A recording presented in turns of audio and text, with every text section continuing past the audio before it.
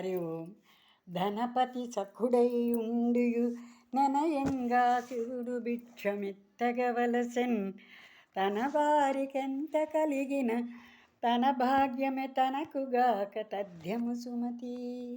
ఓ మంచి బుద్ధి కలవాడా, ధనానికి అధిపతి అయినటువంటి కుబేరుడు శివుడికి స్నేహితుడైనప్పటికీ శివుడు భిక్షం ఎత్తుకున్నాడు కదా.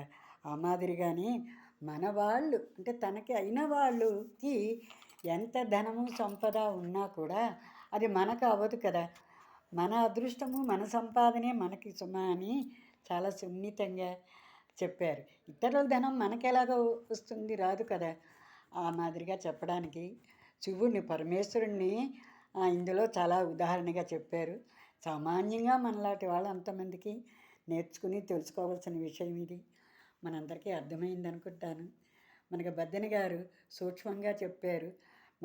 మన తాలూకా కష్టమే మన ధనమే మనది, కానీ ఇతరులది మనకి ఎన్నటికీ ప్రాప్తించదు అని ఒక్క మాటలో సున్నితంగా చెప్పేశారు.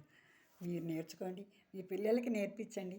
మీకు నచ్చితే లైక్ చేయండి, షేర్ చేయండి, సబ్స్క్రైబ్ చేయండి. నమస్కారం.